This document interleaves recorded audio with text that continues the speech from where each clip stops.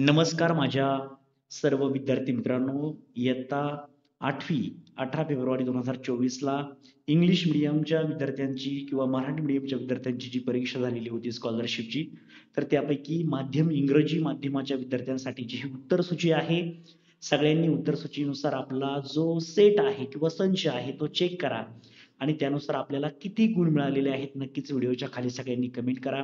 हा पेपर 1 आहे, प्रथम भाषा व गणितासाठीचा हा पेपर आहे.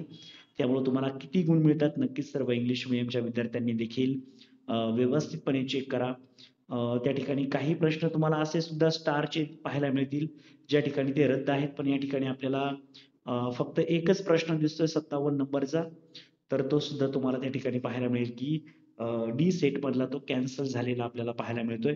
असे अजूनही काही 66 नंबरचा प्रश्न आहे, त्या ठिकाणी सुद्धा तुम्हाला स्टार पाहायला मिळतोय आणि इतर ठिकाणी सुद्धा असणार आहे, कारण की तो प्रश्न 4ही सेटमध्ये असेल.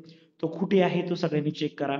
50 नंबरचा सेट नंबर 1 मध्ये आपल्याला पाहायला मिळतोय आणि तोच आपल्याला जर बी सेटमध्ये सुद्धा तो कुठे ना कुठेतरी असेल.